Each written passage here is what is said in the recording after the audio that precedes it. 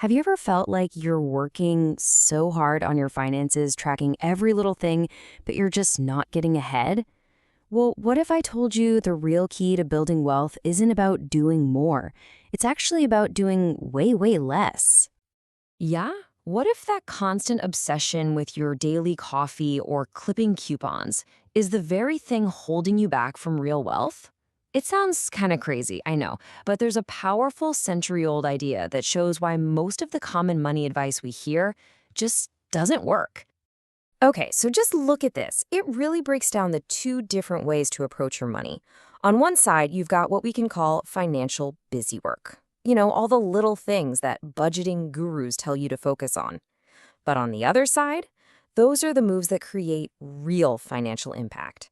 The problem is, so many of us get caught up majoring in the minors, pouring all our energy into this stuff that barely moves the needle.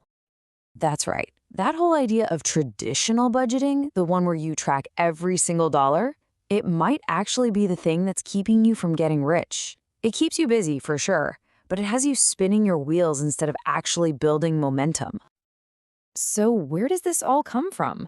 Well, the secret actually lies with an Italian economist from way back in 1896, a guy named Vilfredo Pareto. He was studying how land was owned in Italy, and he noticed something fascinating.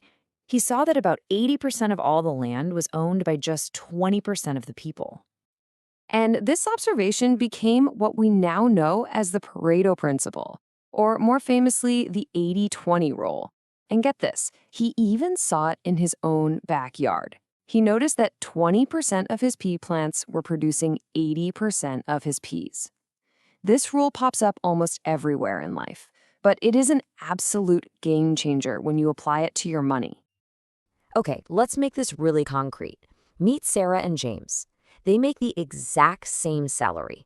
Now, Sarah is doing everything she's supposed to do. She's super frugal, makes her own coffee, tracks every single expense, and she manages to save about $200 a month. James, on the other hand, he still buys his daily coffee. But instead of focusing on the small stuff, he put all his energy into just 3 big wins. He found a slightly cheaper apartment, he sold his expensive car, and he successfully negotiated a raise at work. The result? He's saving over $1,000 more than Sarah every single month. And here's the key takeaway from their story. The difference wasn't about who was more disciplined. I mean, you could argue Sarah was more disciplined on a daily basis. The difference was that James just knew which decisions actually mattered. He put his limited time and energy into the 20% of actions that would give him 80% of the results. So you're probably asking, okay, so what is that vital 20% for me? Well, it all comes down to what we'll call the big 3 financial levers. This is where pretty much all of your financial results are going to come from. Here they are: housing, transportation, and income. For most people, these 3 things make up the lion's share of their monthly expenses. But even more importantly, they hold almost all of the power to build real, significant wealth. If you can get these 3 things right, all the other small stuff, it honestly just doesn't matter that much. Let's just break down the numbers on housing, because this is pretty mind-blowing. Let's say you earn 70 grand a year. Just the difference between spending 25% of your income on rent versus 40%, that's over $10,000 every single year. Now, what happens if you invest that difference? Well, over 30 years, that one single decision could turn into an extra $1.2 million. Think about that. One decision, a 7-figure outcome. Transportation is just as staggering. You know, the average new car payment in the US is over $700 a month.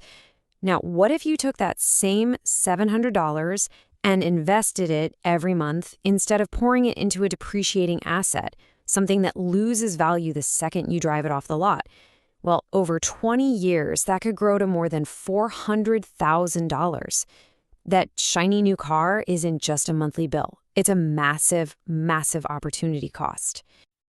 This quote just nails it, doesn't it? It perfectly captures the mistakes so many people make. They're agonizing over a $5 coffee while a $700 car payment is just flying out of their account every month. They're so busy saving the pennies that they don't even notice they're hemorrhaging dollars. And that third lever, income, is where the 80-20 rule really flexes its muscles. Because think about it. There's a hard limit to how much you can cut. You can't slash your expenses to zero. But your income has literally unlimited potential. If you needed to come up with an extra 10 grand a year, which strategy has a higher ceiling for success?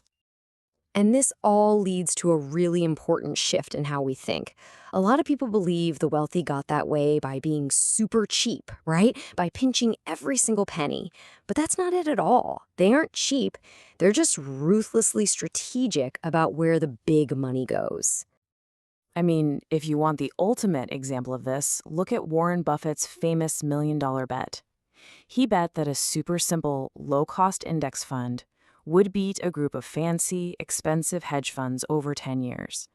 So for a decade, the hedge funds were doing all this complicated stuff, trading constantly, trying to be clever, and Buffett, he did basically nothing.